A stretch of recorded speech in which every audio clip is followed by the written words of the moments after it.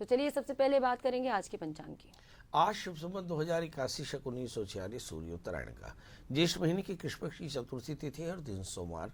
चतुर्थी शाम को 4:54 तक, पूर्वाषाढ़ा नक्षत्र सुबह 10:14 तक। आज चंद्रमा मकर राशि में होंगे। आज का राहु काल 7:03 से 8:42 तक होगा। जी बिल्कुल, तो हमने जाना आज का पंचांग। पंडित जी, मेरा आज का सवाल है, नामकरण संस्कार क्या है?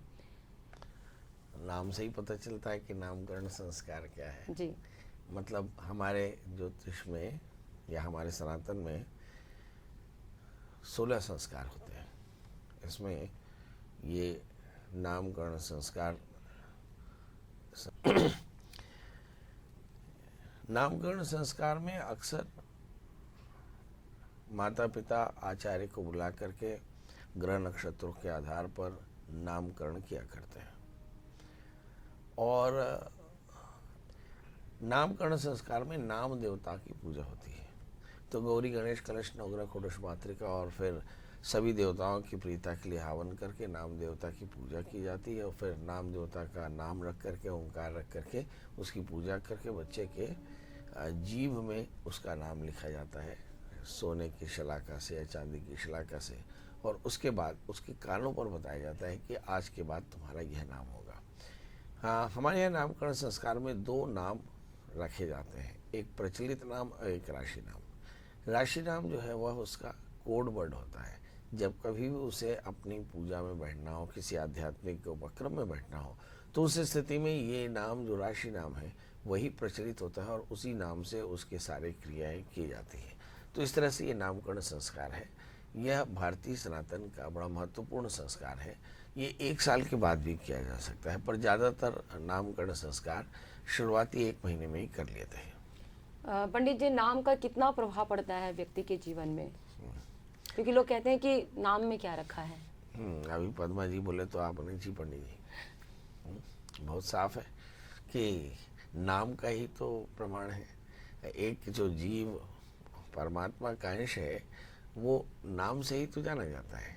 जब मैंने कहा राम, तो फटाक से आपको एक तीर धनुष वाले राम जी दिखेंगे जिनका शरीर नीले कोमल के समान है।